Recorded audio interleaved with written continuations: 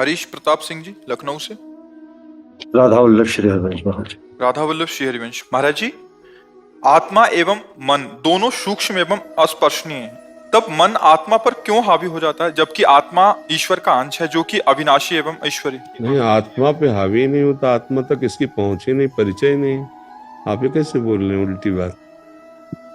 आत्मा के प्रकाश से वो प्रकाशित है, वो प्रकाश्य है, वो प्रकाशक है।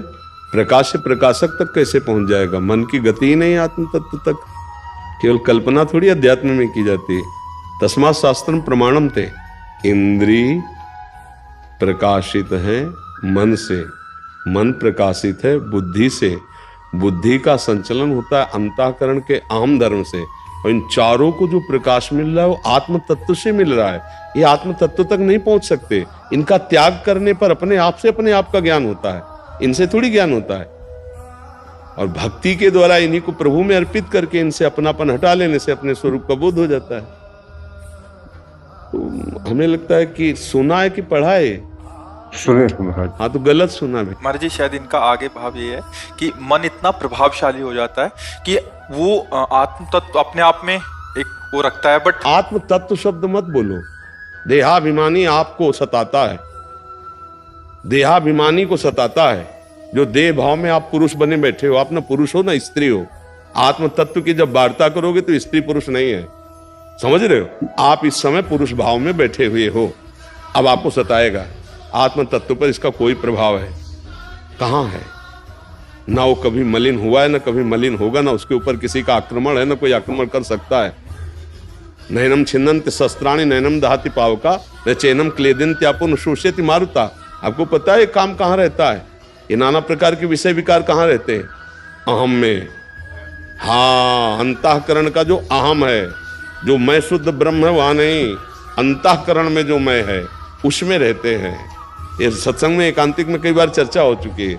तो अभी अंतःकरण का ही तन्मयता पूर्वक आप अपने में आरोप करके फिर आत्म तत्व की चर्चा कर रहे, जो बिल्कुल अज्ञान जनित है। आत्म तत्व में न कभी मलिनता थी, न मलिनता है, न मलिनता रहेगी, न बंधन हुआ है, न बंधन है, न बंधन रहेगा। आपने अपने आप को भूल करके अपने को प्राणी मात्र, स्त्री पुरुष शरीर देह मात्र मान करके अब मन आपके ऊपर हावी हो गया है। अब आपको सुधारने का अवसर दिया जाएगा। ये अवसर जो मानव देह में मिला है ना, सत्संग मिला है ना, अब अपने मन को पहले असत आचरणों से हटाओ। अब आप पहले ही स्वीकार कर रहे हैं कि मैं परास्त हो रहा हूं मन से। तो वैसे ऐसा बलवान मन है कि सबको परास्त कर देता है, पर मन को आपसे ही सहमति मिल रही है। आपका खा करके वो आपको परास्त कर रहा है। समस्या तो ये समझनी है ना कि आपके बल से जो बलवान हो रहा है वो आपको ही पछाड़ रहा है। वो इसलिए पछाड़ रहा है, यद्यपि आपको पछाड़ नहीं सकता। आपने मन की बात को अपनी बात मान ली, इसलिए आप हार गए। जैसे मन कह रहा है ना कि मुझे अमुक भोग चाहिए, नेत्रेंद्री का, श्रवणेंद्री का, घ्राणेंद्री का, जनेंद्री का, रसेंद्री का। अब आप मन की तो मानते नहीं है कि ये मन की मांग है। आप मांगते हैं मुझे आज ये भोजन चाहिए, मुझे आज ये भोग चाहिए, मैं ये देखना चाहता हूं। आपने इंद्रिय विलास और मन के विलास को अपना विलास मानकर दस्तखत कर दिया कि तुम पूरा शासन हम पे करो, तो आपको वो अधीन किए हुए है। ऐसा आप समझ रहे ना? और जिस दिन आपको ये समझ आ गए कि आपकी स्वीकृति के बिना ये कुछ नहीं कर सकता, उसी दिन आप देखेंगे कि आपके अधीन है। गलती हमसे जो हो गई उसका हम सुधार कर ले तो हम कभी मलिन हुए थे नहीं, मलिन है नहीं, मलिन होंगे नहीं। मलिन हुआ है हमारे विचार, हमारी गलती कि हमने अपने को शरीर मान लिया, अपने स्वरूप को भूल गए, अपने को आकार में फंसा लिया, अपने स्वरूप को भूल गए। अब उसी को भक्ति के द्वारा जब हम जागृत करते हैं तो उसी को परमेश्वर देते हैं। वो आत्मस्वरूप परमेश्वर, वो अकाल, वो परमात्मा, वो ओंकार, वो राम, वो कृष्ण, हरि, ऐसे नामों से हम पुकारते हैं। उसी आत्म तत्व का नाम है। अब हम जपे राम राम हरि हरि।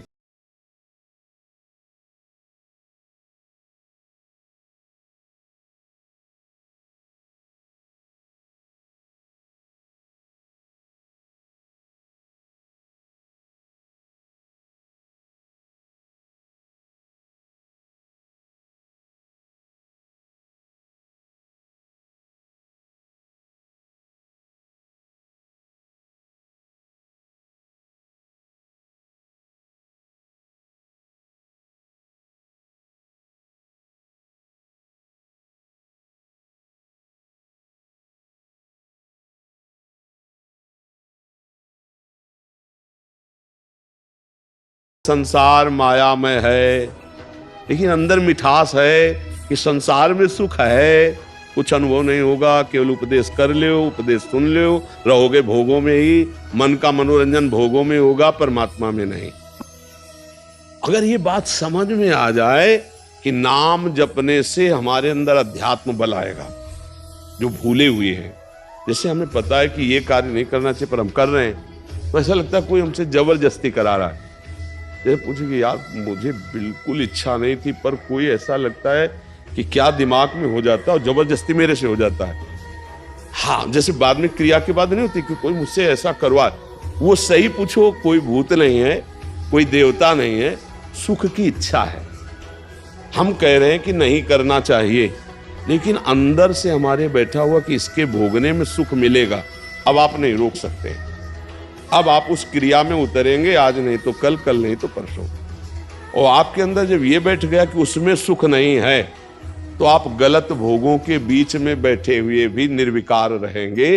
अंदर से जब हो गया कि सुख नहीं, ये ज्ञान कहां से होगा? नाम जप से। भोगों के प्रति जो राग है, अनुकूल भोगों के प्रति और प्रतिकूल भोगों के प्रति जो द्वेष है, इन दोनों को मिटाना है। ये नाम जप से होगा पक्का। हमें अपनी छाती की बात करें, भजन के बिना ज्ञान अधूरा। सब जानकारी सबको है, ये कानून के विरुद्ध है, ये धर्म के विरुद्ध है, इतना तो लगभग सबके दिमाग में है कि जो मैं कर रहा हूं वो गलत है या सही है। पर जो गलत है उसको नहीं करना चाहिए, फिर भी कर रहा हूं, इसका मतलब मैं कमजोर हो चुका हूं। तो अब नाम जप करो, आपके अंदर बल आ जाएगा।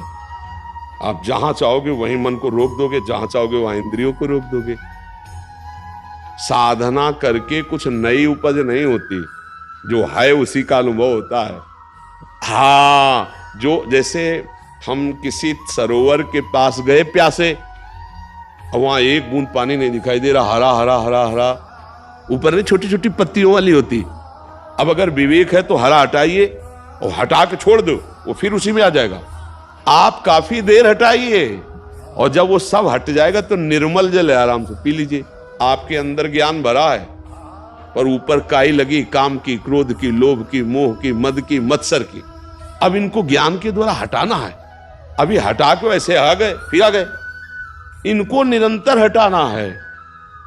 फिर जब ज्ञान के द्वारा भी निर्विकार हुए तो अपने स्वरूप का आनंद स्फुरित हो जाए। ये ढका हुआ है, सिर्फ साधना हो रही है विकारों के हटाने की।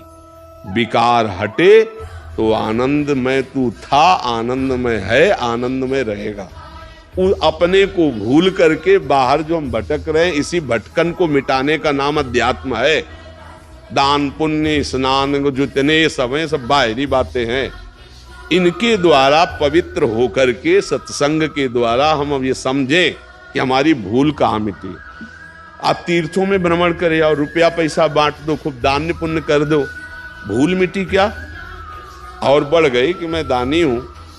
हाँ, तो कहीं अशुभ कर्म हुए, कहीं शुभ कर्म हुए, उन्हीं को भोगते फिर रहा जीव, भूल नहीं मिटा रहा। भूल मिटती गुरु कृपा से, गुरु चरणों में बैठकर गुरु वाणी को जब हम सुनते हैं तब हमारी भूल मिटती है। हमें कुछ नहीं चाहिए, किसी से नहीं चाहिए। महान धनी हो आप, केवल अंदर की तिजोरी खोल लो, अंदर की चाबी खोलो, आपके अंदर माल भरा हुआ है, परमानंद अंदर भरा हुआ है। अब हम लोग आज तक जितनी खोज की आनंद की, बाहर खोज की, ईमानदारी से देखना, किसी शरीर में, किसी वस्तु में, किसी पद में, बैंक बैलेंस में, वाहवाही में, तालियों में आनंद की खोज क्यों नहीं मिला? लौट आओ, अंदर आओ, अंदर डुबकी मारो और फिर देखो, अगर नहा करके आनंद में ना हो जाओ तो हमें बताना। आनंद ही आनंद। इतनी वृत्तियां बहिर्मुख हो गई है कि अंदर तो ये लगता है कौन सी परदेश की बात करें, अंदर क्या है? अंदर तो आते हैं और सब अंदर। स्थूल बुद्धि हो गई। देखो, मन है ना, आप पकड़ा ना, मन है, लेकिन भला पकड़ लो किसी यंत्र से, उसे सिटी स्कैन, अल्ट्रासाउंड, एक्सरा पकड़ लो, क्योंकि स्थूल ढांचे को केवल पकड़ सकते हो, सूक्ष्म शरीर को नहीं। फिर वो जहां से प्रकाशित है वो आत्म तत्व है, किसी की पहुंच नहीं, आपकी ही पहुंच है, सिर्फ आपकी। आप अपने द्वारा अपने को जान सकते हैं, बस, किसी यंत्र के द्वारा नहीं। ये मन बुद्धि का जानते हो क्या है? यंत्र है, यंत्र, करण। इनको कहा जाता है करण। जैसे लोहार और लोहार का हथौड़ा, तो लोहार हुआ कर्ता और हथौड़ा हुआ करण, और उससे जो कर रहा है वो क्रिया। तो हम हुए लोहार, मन बुद्धि चित्त अहंकार हुए ये करण, और इनके द्वारा जो हो रही वो क्रिया। अब हम करण सुधारें, समझ रहे हो? करण सुधारें, उनसे पहले गलत क्रियाएं बंद करें, सत क्रियाएं करें, तो करण पवित्र होंगे।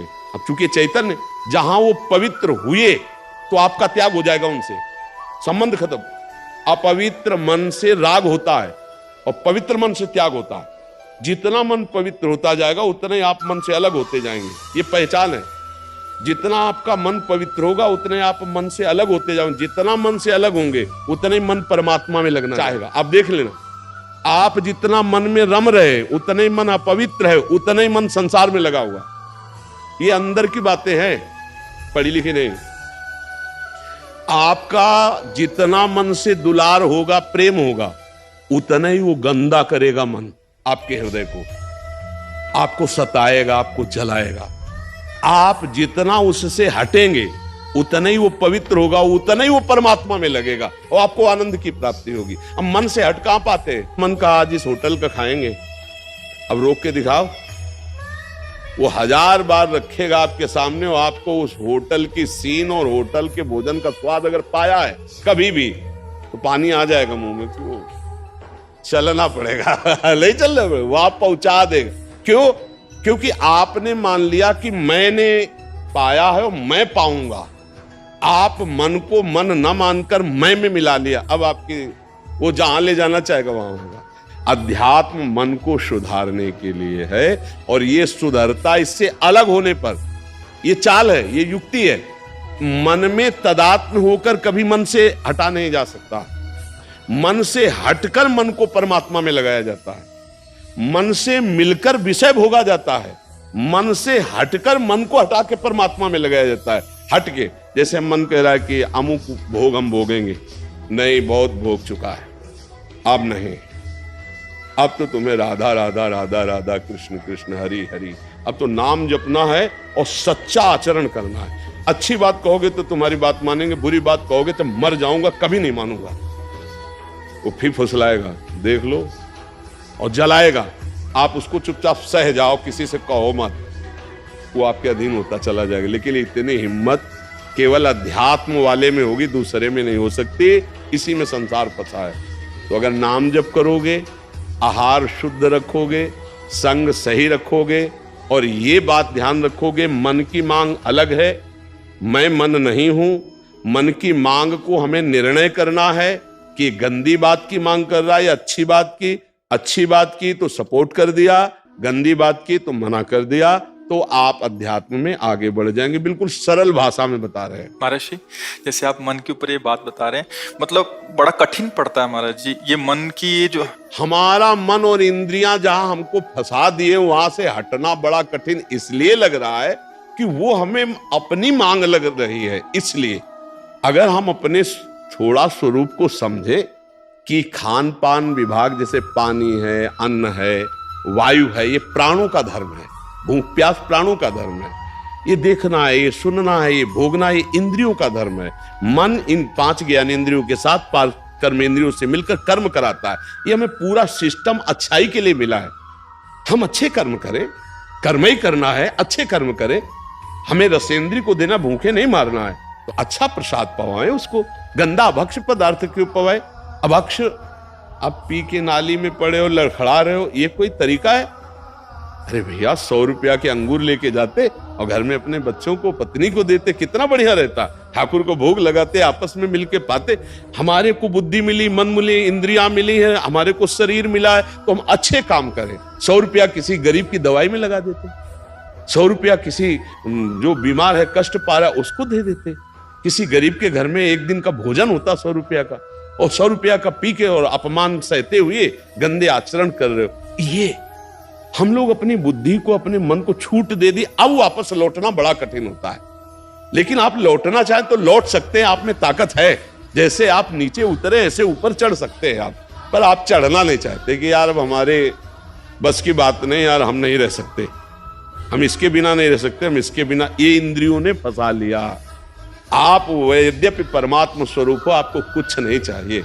यही सत्संग में जब ज्ञान होता है तो बड़े बड़े पतित गिरे हुए जन वो अच्छे आचरण वाले बन जाते हैं, वो भक्त बन जाते हैं। समझ पा रहे हैं?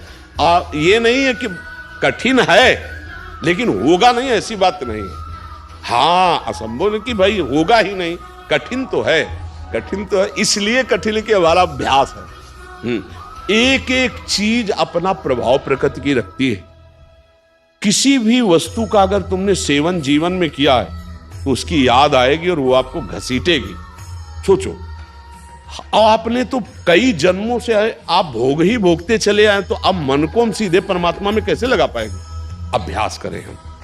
अगर 24 घंटे में 5 मिनट भी आपका मन प्रभु में लगने लगा तो आपने बहुत बड़ी बाजी जीत ली। कैसे? बहुत जन्मों का बिगड़ेल मन 5 मिनट लगने लगा, ये बहुत बड़ी बात है। अब धीरे धीरे हम उसको बढ़ा करके 24 घंटे में ला सकते हैं, क्योंकि लगने लगा ना, आस्तिकता आ गई ना, स्वीकृति हो गई ना, अब काम बन जाएगा। इसलिए आत्म तत्व परम निर्मल है, मन वासनाओं के कारण मलिन हो चुका है। हमको इस वासनिक मन को निर्वासनिक करना है, उसी के लिए साधना है। नाम जप करो, पवित्र आहार करो, गंदी बातें न सोचो, न देखो, न बोलो, न करो, तो आप फिर देखेंगे आपके अंदर आनंद की अनुभूति होने लगेगी। जो परमात्मा आनंद स्वाभाविक स्फुरित हो रहा है अंदर, उसका अनुभव होने लगेगा। अभी हम उसको भूल करके बाहर भोगों में आनंद ढूंढ रहे हैं।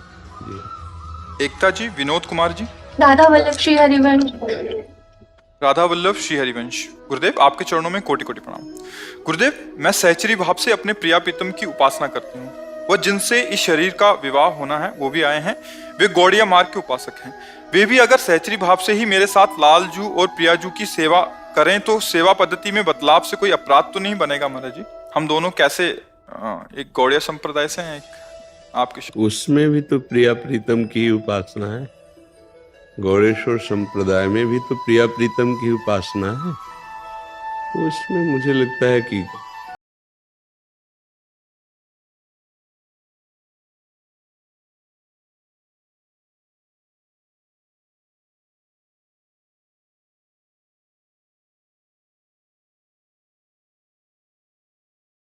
ऐसा कुछ नहीं लगा कि गौड़ेश्वर संप्रदाय में प्रिया प्रीतम से हटकर कुछ उपासना, ऐसा तो मुझे नहीं लगा। हमने तो जिन जिन महापुरुषों का संग किया तो सब रसिक ही पाए, प्रिया प्रीतम की उपासना में ही रत पाए। तो किसका प्रश्न है? तो आपके कौन पते हैं? आपको क्या अनुभव हुआ कि गौड़ेश्वर संप्रदाय उपासना में कुछ अलग है क्या? नहीं महाराज जी, तुलसी का जैसे एक सखी भाव होता है ना, हाँ, आपके, हाँ, तो वहाँ पे क्या हम तुलसी को ऑफर करते हैं, हाँ, तो यहाँ पे हाँ, कुछ सेवा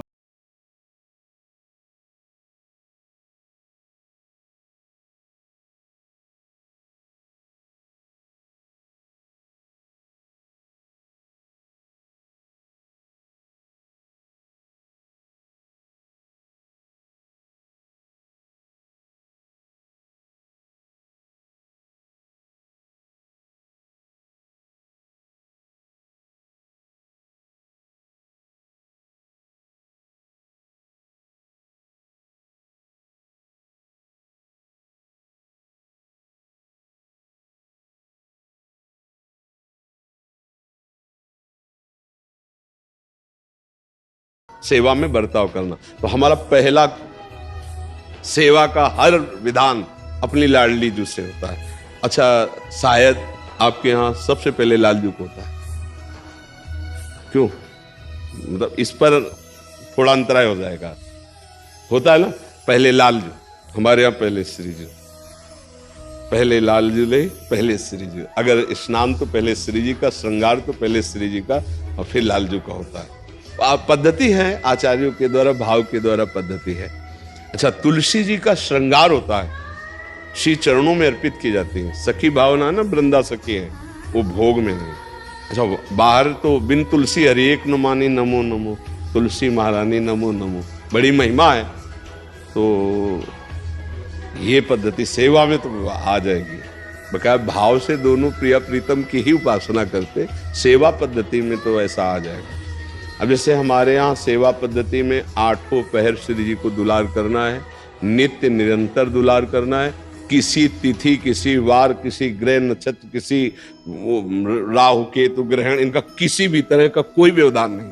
8 पहर केवल प्रिया प्रीतम में ही निमग्न रहना। अब शास्त्रीय सिद्धांतों के अनुसार प्रिया प्रीतम की उपासना में जो शास्त्रीय सिद्धांत स्वीकार करते हैं, फिर वहां जैसे ग्रहण है तो पर्दा लग गया। अब ठाकुर जी 8 घंटे 10 घंटे जैसा हमारे यहाँ नहीं, हम रसिकों की जो पर्सनल सेवाएं हैं मंदिर में तो हो जाएगा, क्योंकि वो लोक व्यवहार ऐसा अपने तो सेवा पद्धति में, हाँ उपासना में तो प्रिया प्रीतम की उपासना, सेवा पद्धति में भेद है। तो आप ऐसा कर सकते हैं कि 2 थाली भोग लगावें, आप लगावें अपने भाव से, आप लगाए 2-2 रोटी और सब्जी रख दी, अपने अपने भाव से दोनों लगा लिए। पर श्रृंगार और सेवा आप ठाकुर जी की करें, आप प्रिया जी की करें, दोनों मिलकर के करें, हो गई। आप प्रिया जी की सखी, आप लालजू की प्रधानता करके युगल सखी, तो दोनों मिलकर करें। ये प्रिया जी का उधर स्नान करा रहे, आप लालजू का करवा दीजिए। प्रिया जी का श्रृंगार आप लालजू का कर दीजिए। ये जब भोग पधरा रही तो आप दूसरी थाली में तुलसी दल डालकर भोग लगा दीजिए। जिस दिन आपका व्रत हो उस दिन फलाहार का लगा दीजिए, आप अपनी प्रिया जी का भोग लगा दीजिए। भाव से चल, अगर हमारा भाव प्रिया प्रीतम में ही केवल है तो सब साधनाओं का फल है प्रिया प्रीतम में आसक्ति हो जाना। देवर्षि नारद जी कहते वेदान्न पे सन्नस्तिसा केवलम अवच्छिन्न अनुरागम लभते।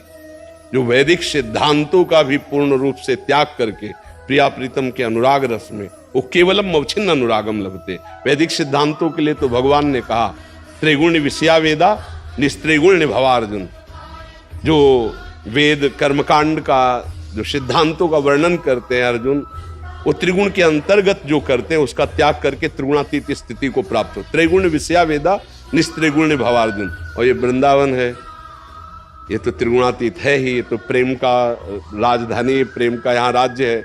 और हमारे प्रेम के खिलौना दोनों खेलत हैं, प्रेम खेल प्रिया प्रीतम, और उनके खेल में सम्मिलित सहचरियां, वो कुछ फिर न लाज तीन लोकन की, न वेद को कहो करे, न शंख भूत प्रेत की, न देव जच्छते डरे, सुने न कान और की, दृश्य न और इच्छना।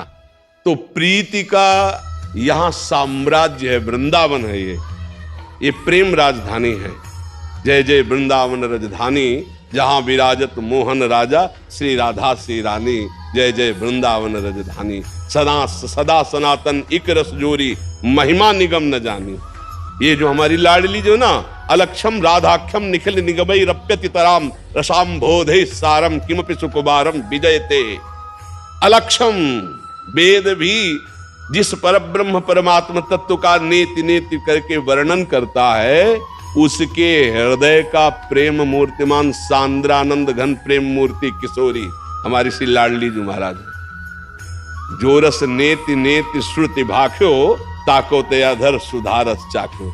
यहाँ नेति नेति नहीं है, यहाँ जैसे वेद कहता है रसो वैसा रसम ह्ययम लब्ध्वा आनंदी भवतु, वह परमात्मा रस स्वरूप है, उसको जो प्राप्त कर लेता है वो आनंदित हो जाता है। तो यहाँ कहा जाता है रस ही की मूर्ति दो, ये वो वेद कहता है। ये रसिक लाडली लाल, ये हमारे सामने, हमारे प्रीतम, हमारे प्राणाधार। रस ही सो विलसत रहे, ये रस भरे नैन विशाल।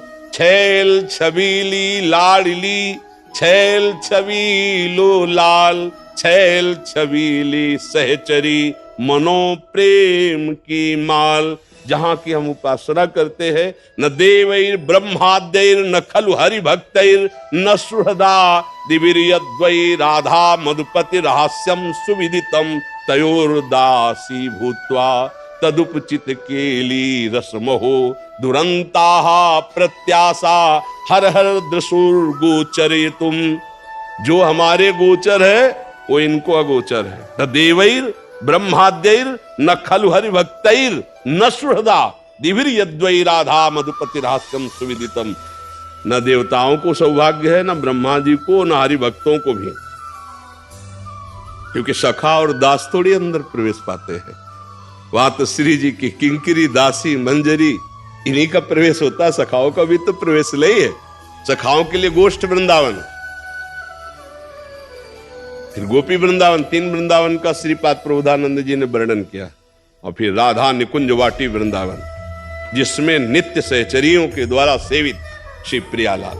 यहाँ यन्नारदाजे सुकैरगम्यम वृंदावने वंजुल मंजु कुंजे तत्कृष्ण चेतो हरणैक विज्ञ मत्रास्त किंचित परमम रहस्यम। इन बड़े बड़े महापुरुषों के लिए यह नारदाजेश, नारद अज ईश, नारद जी, ब्रह्मा जी, शंकर जी, सुकैर अगम्यम, यहाँ जो वृंदावन नवनिवृत्त निकुंज प्यारीजू का निज महल, आज तक कहीं नहीं सुना, किसी वाणी में नहीं सुना, कहीं नहीं सुना कि महाराज भगवान शिव महावर लगा रहे हैं श्री जी के चरणों में। सुना नारद जी बीणा रख के महावर लगा रहे हैं, सुना सहचरी भाव के बिना किसी का प्रवेश नहीं। तो उपासना पद्धति में बगैर आराधना तो दोनों की प्रिया प्रीतम की है, ऐसा तो आराध्य तत्व तो प्रिया प्रीतम ही है। दुलार करने में चाहे इधर से चाहे इधर से, दोनों दो बने हुए एक ही हैं। रसोया परमानंद एक द्विधाशुदा, पर राधा किंकरी भाव की पुष्टता तो राधा चरणारविंद की ठसक से होती है। हम श्री श्यामाजू के बल अभिमानी टेढ़े रहे मोहन रसिया से, ये वृंदावन धाम है। हाँ, अब वो एकांतिक विषय है, इसलिए हृदय का विषय, तो हमें लगता है दोनों प्यार से करो ना, रहो आप अपनी उपासना में, और आप अपनी उपासना में। हाँ, दोनों प्रिय प्रीतम को दुलार करो। बहुत आनंद, बड़ा सौभाग्य है कि दोनों वैष्णव हो, बहुत सुंदर है। खूब प्रभु की आराधना करो। इसी जन्म में भगवत साक्षात्कार हो, इसीलिए हमें मानोदय मिला, इसीलिए हमें ये गृहस्थ विरक्त मार्ग अलग अलग मिले। अपने मार्ग से चलो, रात दिन नाम जप करो, प्रिया प्रीतम की आराधना करो। ये आखिरी जन्म हो, अगर जन्म भी हो तो उनके अनुराग में हो, कर्म बंधन से युक्त न हो, ऐसी प्रार्थना की जाए। अलका सिंह जी लखनऊ से। राधे राधे महाराज जी, आपके चरणों में कोटि कोटि प्रणाम। महाराज जी, मैं ग्रस्त हूँ, मैं अपना संपूर्ण जीवन श्री जी के चरणों में अर्पित कर दिया है। मेरा प्रश्न है कि जो लोग जीवन और मृत्यु के बीच झूल रहे हैं, उनकी मुक्ति के लिए उन्हें किस प्रकार भक्ति करनी चाहिए जिससे वे आगे के जन्म को मुक्त हो गए क्या? अच्छा, नहीं, आपने कहा हमारा जीवन, जो लोग अन्य के लिए, हम कोशिश करते हैं कि हमारा यहाँ अपना पर्सनल प्रश्न का समाधान हो। जैसे नहीं, संसार में ऐसा हो रहा, हम उसका उत्तर नहीं देते, हम पर्सनल का उत्तर देते हैं कि साधक जो सामने बैठा है उसकी क्या समस्या है, आपकी पर्सनल समस्या क्या है। हम व्यवहारिक समस्याओं का समाधान करने से अयोग्य हैं। पर्सनल साधक भगवत प्राप्ति करने के मार्ग में जो चल रहा है, उसकी पर्सनल कोई व्यवधान व्यवस्था है तो गुरु प्रताप से जो चले हैं, जो सुना है, वो हम आपको बता सकते हैं। क्या लोगों का, ऐसा हमारा प्रवचन नहीं होता, ऐसा हमारा उत्तर नहीं होता। हमारे यहाँ आपका, अब आपको जब हम देंगे, लोग उसको सुन करके स्वीकार कर ले, सबका कल्याण हो जाएगा। लेकिन यहाँ उत्तर होता है पर्सनल समस्या का। साधक की साधना में पर्सनल समस्या क्या है, वो भी गृहस्थी की समस्या नहीं, शरीर की समस्या नहीं, साधना की समस्या का केवल उत्तर है। ये समस्या का समाधान है कि हम क्या करें जिससे हमें भगवान की प्राप्ति हो जाए। हम भजन करते हैं, हमको ये समस्या है, तो उसका समाधान आप बोलिए, इसका क्या समाधान? हम लोगों के विषय में नहीं बोलते, हम अपने सामने बैठी हुई समस्या का समाधान, बस उतना।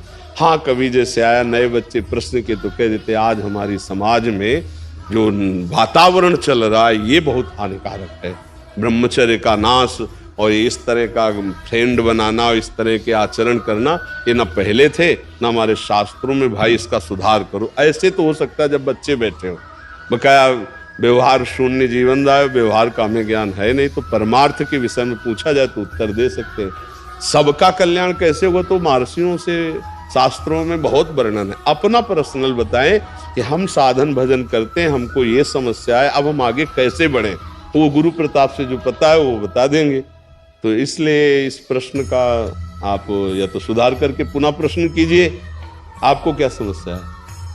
मेरा बच्चा है, उसको तकलीफ हो, उसके लिए ये कह रहे हैं कि जो इनका बच्चा शायद जन्म और मृत्यु के उसमें जूझ रहा होगा, ऐसा शायद भाव हो कि उनकी सदगति कैसे हो, मैं क्या करूं? हाँ, बस पर्सनल प्रश्न होगा ना। अब बात आ जाए, आप उसे छुपाव कर रही थी, लोगों के विषय में पूछ रही थी। अब आप ये बताइए बच्चे को क्या समस्या है? वो लाइलाज बीमारी है वो। जब राधा नाम सुनाइए, वृंदावन की रज ले जाइए, लगाइए, चरणामृत पिलाइए, नाम जप कीजिए, उसको प्रदान कीजिए, परम मंगल हो जाएगा।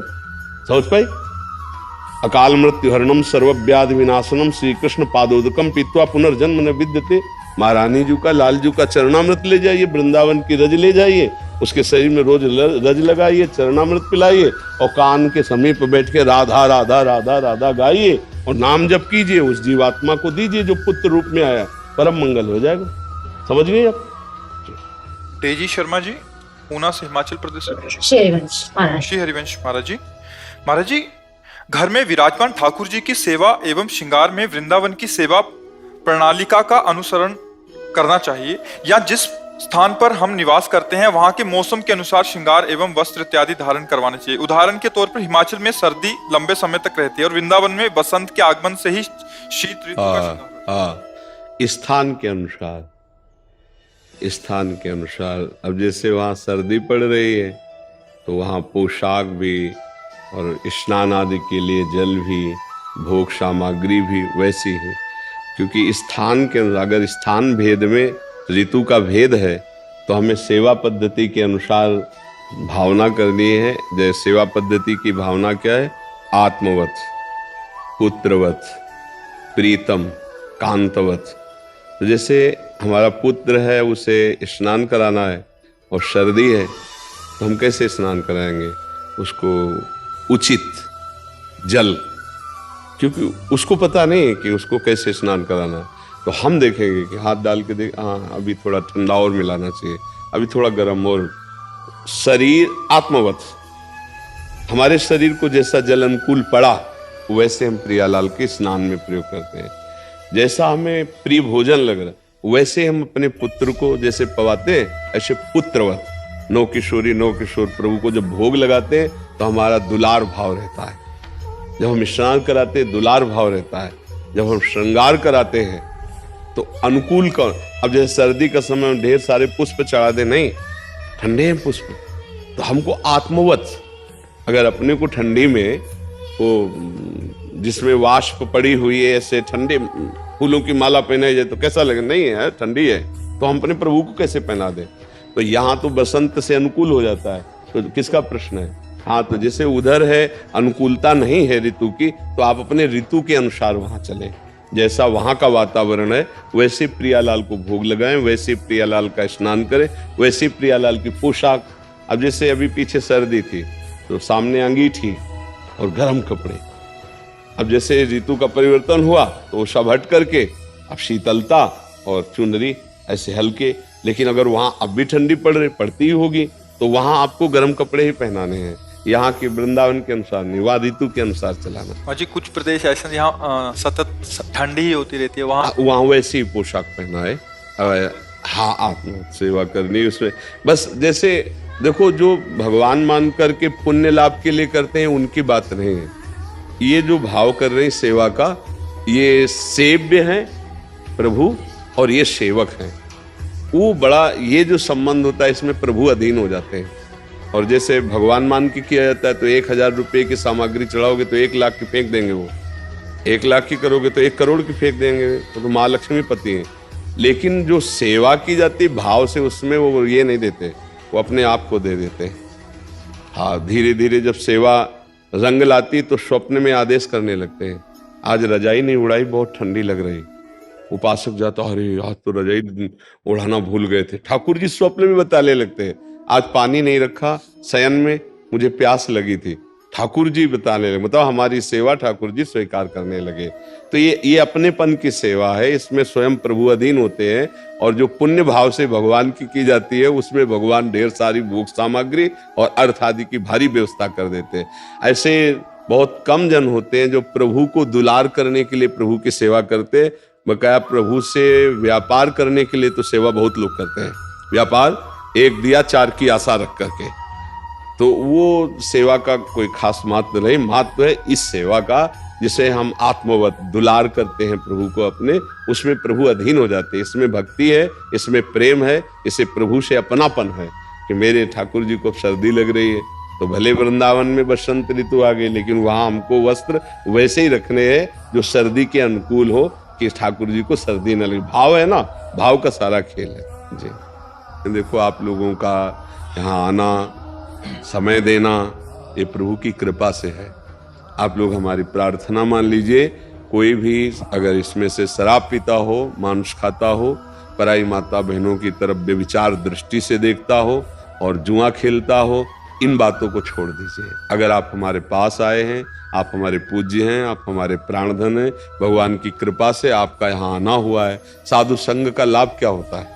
यही होता है, आपके दुर्गुण छूटे और सद्गुण आप में आ जाए। अगर कोई भूल चूक से अभी तक करता रहा है तो आज से छोड़ दीजिए। आप वृंदावन आए हैं, ये गंदी बात मत कीजिए। जीवन में अगर ये गंदी बात नहीं करोगे तो आपकी लौकिक और पारलौकिक दोनों उन्नति हो जाएंगी। और इसके छोड़ने के लिए बल है राधा राधा राधा। आप जितना नाम जप करोगे आपकी बुद्धि में बल आएगा और गंदी बातें छूट जाएंगी। यदि हमारे जीवन में यही गंदगी बनी रही तो हमारी दुर्गति हो जाएगी। मनुष्य जीवन का जो लाभ हो हम नहीं ले पाएंगे। कोई भी नशा हमारी मानसिकता को, हमारी बौद्धिक शक्ति को कमजोर करता है, हमारे स्वास्थ्य को कमजोर करता है। हमारी उन्नति नशे से नहीं हो सकती, हमारी उन्नति बेविचार से नहीं हो सकती, हमारी पौष्टिकता दूसरे का मांस खाने से नहीं होगी, ब्रह्मचर्य से होगी, संयम से होगी। इसलिए सबसे प्रार्थना है कि आज का वातावरण तो ऐसा हो ही गया है कि जहां भी मित्र लोग मिलते हैं तो स्वागत में शराब दी जाती है, आहार में मांस दिया जाता है। ये बहुत हानिकारक है, ये धर्म विरुद्ध है। और भगवान की कृपा प्राप्त किए बिना अगर हम यहाँ से चले गए मनुष्य जन्म में तो कोई लाभ नहीं। न बैंक बैलेंस जाएगा, न शरीर जाएगा, न रिश्ते नातेदार जाएंगे, आपको अकेला जाला है। जो कर्म किए हैं पाप या पुण्य वो आपके साथ जाएंगे। तो सबसे बड़ा महान कर्म है, हम किसी को दुख नहीं देंगे। परहित सरिस धर्म नहीं भाई, हम कोई गंदा आचरण या गंदे नशा नहीं करेंगे और नाम जप करिए। जो कर्तव्य है उसे धर्म मान के करिए। प्रार्थना है आपका मंगल हो जाएगा। किसी के आशीर्वाद मांगने की जरूरत नहीं, ये मांगने से नहीं होता है। आप अच्छे आचरण करो, आपकी उन्नति होगी। थोड़ा समझ रखनी है कि पूर्व का जो हमने पापाचरण किया है वो आकर अच्छे आचरण करने वाले को थोड़ी देर के लिए झकझोरेगा। हमको डरना नहीं कि हम अच्छे आचरण कर रहे हो, कष्ट पा रहे, सामने वाला पापाचरण कर रहा हो, अच्छी उन्नति हो रही। नहीं नहीं नहीं, पापाचरण वो इस समय वर्तमान में कर रहा, उसकी फसल ये है। पीछे जो कुछ अच्छे आचरण वो आके उसको सपोर्ट कर रहे हैं, लेकिन जिस दिन पीछे के गलत आचरण और आगे के गलत आचरण दोनों मिलेंगे वो नष्ट हो जाएगा। आज आप अच्छे आचरण कर रहे हो तो पीछे का कोई गलत आचरण पाप है, वो आपको बाधा पहुंचा रहा है, वो धीरे धीरे नष्ट हो रहा है। अच्छी फसल हो रही है आपकी, आगे आपकी उन्नति होगी, आप आनंद को प्राप्त करेंगे। व्यसन रहित, आचरण शुद्ध और राधा राधा खूब नाम जप करो, इसमें परम मंगल होगा। जैसे लोग कहते हैं मेरे को भजन के लिए टाइम नहीं है, मैं गृहस्थ हूं। ईमानदारी से 24 घंटे आप लगे रहते हैं क्या किसी कार्य में? आप विचार करके, हम आपसे प्रार्थना करते हैं जो आप फालतू समय बर्बाद करते हैं वो हमें दे दीजिए। उस समय शास्त्र स्वाध्याय कीजिए, सत्संग सुनिए, राधा राधा जपिए। जो व्यर्थ समय आप काम में लगे हो, प्रभु को भूले हो, चलो चलेगा। लेकिन जो आपका खाली समय है जिसे आप बर्बाद करते हैं, जो मनोरंजन में आप नष्ट करते, वो आप अपने जीवन के मंगल के लिए खर्चा कर दीजिए। आप शास्त्र का स्वाध्याय कीजिए, सत्संग सुनिए, नाम जप कीजिए। उस समय कोई ऐसा कार्य कीजिए जो भागवतिक हो। हर समय आप संसारिक कार्यों में रत नहीं रहते हैं। आपका बहुत सा समय ऐसा है जो व्यर्थ चला जाता है। मानो 8 घंटे आप ऑफिस में हैं तो 8 घंटे बराबर लगे रहते हैं क्या? बीच बीच में जो समय राधा राधा बोल लीजिए ना, क्या चला जाएगा? राधा राधा राधा राधा राधा नाम जप कर रहे हैं। और ईमानदारी से ऑफिस का कार्य कीजिए और वो कार्य भगवान को समर्पित कर, वो भगवत प्राप्ति करा देगा। भगवत समर्पित कर्म भगवत प्राप्ति करा। तो संत समागम का मतलब कुछ परिवर्तन होना चाहिए। अगर परिवर्तन नहीं हुआ तो फिर नाटक ही हो जाएगा। नहीं, थोड़ी देर के लिए बैठे हो, बस सुन के चल दिए, परिवर्तन तो कुछ हुआ नहीं। तो इसीलिए चूंकि का सुन के जो है ना यूट्यूब पे हर घर तक राधा राधा चली गई है महाराज। हाँ, बस हमारी श्री जी की कृपा है। हम यही चाहते हैं कि देखो रोगी शरीर है, यही चाहते शरीर छूटते छूटते जितनों में परिवर्तन हो जाए, जितनों का हृदय आनंदमय हो जाए। तो बस वही सा इस जन्म में अगर हमने अपना कल्याण नहीं किया तो हम अपने आत्मा के हत्यारे कहलाएंगे, या सन्यास ले लें कि गृहस्थ में रहें? सन्यास की जरूरत नहीं है। सन्यास से कल्याण नहीं होता, कल्याण होता सत्य कार्य और सत्य चिंतन से। सन्यास थोड़ी भगवत प्राप्ति करा देगा, भगवत प्राप्ति कराता है सत्य चिंतन। देखो बच्चा, अभी तक जो सुना उसको पकड़ो। तुम्हें जो ऑफिस शब्द कहा, तो अगर किसान हो, व्यापारी हो, तुम्हें जो कार्य मिला है वो भगवान को अर्पित करो, ईमानदारी से करो और राधा राधा जपो। इससे बड़ा और कोई परमार्थ नहीं बच्चा। कपड़ा बदलने से भगवान नहीं मिलते हैं। तो कहते आपने क्यों बदला? हमारा पूर्व का संस्कार था, हमको इस मार्ग में आना था। भगवत प्राप्ति के लिए कोई कपड़ा बदलने की जरूरत नहीं, कहीं भागने की जरूरत नहीं। जहां आप हैं, जो कर रहे हैं, उसी को सही ढंग से करो, उसी को भगवान को समर्पित कर दो। अरे परिवार में हो, तुम किसी के पुत्र हो, तुम्हारे माता पिता है, तुम्हारा परिवार है, तो उसको तुम भगवान मान करके, मंदिर में हम आए भगवान माना ना, ये राम जी, लक्ष्मण जी, सीता जी, हनुमान जी माना ना। हम माँ और बाप को मान लेते हैं कि सीता राम विराजमान। सेवा करो, देखो भगवान मिलते हैं कि नहीं। खूब मेहनत से, धर्म से कमाओ। अपने अपने पदों का दुरुपयोग मत करो, सदुपयोग करो। अपने पैसे का दुरुपयोग मत करो, सदुपयोग करो। अपनी बुद्धि का दुरुपयोग मत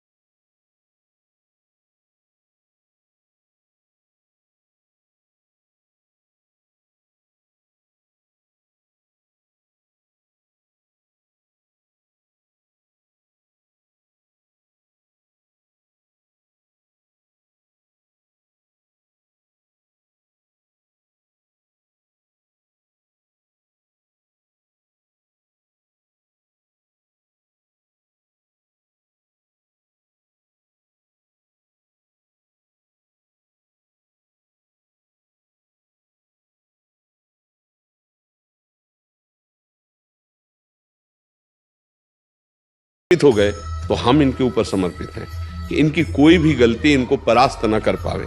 पहले से उस गलती को सावधान, और अगर त्रुटि होती है तो दंड विधान। तो उसमें थोड़ी कि इनके अंदर भगवान है, ये वैष्णव है, ये तो आचार्य परंपरा से है। तो अब हमारे अंदर जो मंत्र है वही मंत्र इनके अंदर है, जो आचार्य के अंदर मंत्र है वही इनके अंदर मंत्र है। पर हमको ये सेवा मिली है कि शिष्य है, इनकी कोई त्रुटि होगी तो हमें डांटना है, हमारी पूजा है इनकी। जरूरत पड़ी तो दंड विधान भी रचा जाता है। ऐसा नहीं कि सबको, जैसे आप ये स्वरूप देख रहे हैं इतना ही नहीं है। जब अगर गलती कर दी तो कठोर स्वरूप भी है कि आपने हमारे सिद्धांत को जानते हैं, आपने ऐसा कैसे कर। तो अब क्या होगा, उनका चित्त संभल जाएगा और प्रभु की तरफ चलेंगे। तो आपका उद्देश्य उनकी उन्नति है, ना कि द्रोह है। जो हम द्रोह करके दंड देते हैं या द्रोह करके या किसी न्यून बात को लेकर के, वो ठीक नहीं है। हम उनकी उन्नति का भाव रख करके, उनके अंदर जो उस उन्नति में बाधक भाव हैं उनको संबोधन, ये देखो आप ऐसा करते हैं। और दंड भी दिया जाता है तो वो मृदु दिया जाता है, मृदु, न उसके शरीर की हानि हो, न उसकी मानसिकता में निगेटिव भाव आने पावे। ये भी बात है, दोनों चीजें समझनी। जैसे कुम्हार मटकी को ऊपर से मारता है तो नीचे से थाप लगाए, अगर डांटा तो भी शाम के बुला के गले लगा करके। ऐसा भी नहीं है कि डांट दिया तो अब उनका परमार्थ है कि अब सब कुछ छोड़ के हम महाराज जी के सहारे हुए, अब यहाँ तो अतरे दिन। ऐसा भी नहीं, इतना प्यार भी देना है कि हर परिवार के संबंध का प्यार उनको एक जगह समझ में आए कि मेरे माता तो महाराज जी, पिता तो महाराज जी, मेरे गुरु तो महाराज जी, और मेरे दोस्त तो महाराज जी। आप क्या समझते हो?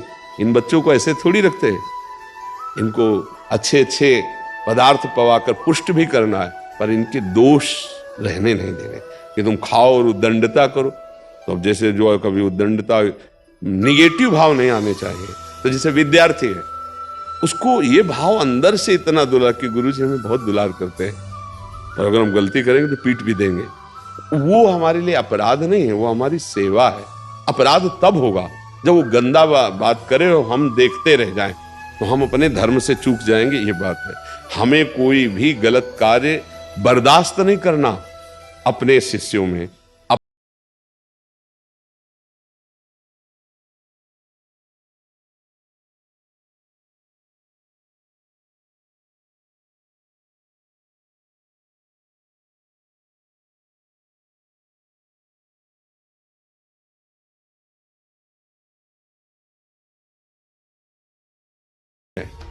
विद्यार्थी है, खेल की अवस्था है, ये आसुरी प्रवृत्ति है, ये दंड नहीं है। ये फिर वो अपने दंड का विधान रच रहा है, ऐसा नहीं करना चाहिए। जैसे टीचर जो है ना, हमने खुद विद्यालय में देखा है, जैसे कोई सवाल नहीं लग पाया है, कोई ऐसा काम नहीं कर पाया, तो वो अवस्था ही प्रमाद की होती है। ये अवस्था जो किशोर अवस्था होती है ना, अगर इसको शासन में ना लिया जाए तो बहुत ही उद्दंड अवस्था होती है। किशोर अवस्था से यौवन अवस्था तक खड़ा कर दीजिए आप, तब तक खड़े रहिए जब तक ऐसे। अब ऐसे कि बांस की छड़ी से पूरे शरीर में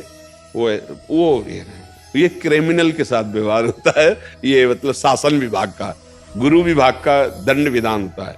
ये खड़े हो जाओ आप, जब तक हम क्लास में पढ़ाएंगे तब तक तुम खड़े रहोगे, बस खड़े रहो, चलो उस पर खड़े रहो। ऐसे मृदु दंड दिए जाते हैं जिससे उनको अपमान भी महसूस हो और अपनी गलती को भी महसूस हो। कठोर ऐसे बहुत सावधान, क्योंकि जैसे मारने का भी ढंग है तो वो दंड दिया जाता। जैसे एक स्कूल में टीचर थे, वैसे पकड़ लेते थे, हाँ तो गलती नहीं होनी चाहिए, नहीं होगी पंडित जी, गलती नहीं होगी, छोड़ दिया। ऐसे मृदु दंड, बच्चों को मृदु दंड दिया। सबसे ज्यादा दंड होता है नजर का, कठोर दंड मतलब नजर का। ऐसा शारीरिक दंड बच्चों को कम देना चाहिए, क्योंकि बहुत जैसे 5 में पढ़ रहे हैं, 8 में पढ़ रहे हैं, और ये उद्दंडता होती है। भगवान अवतरित हुए इस अवस्था में, वो भी उद्दंडता के, अपनी माँ के घर के माट फोड़ देना, ये कर नहीं हुआ तो वो भी बांधे ना भगवान को।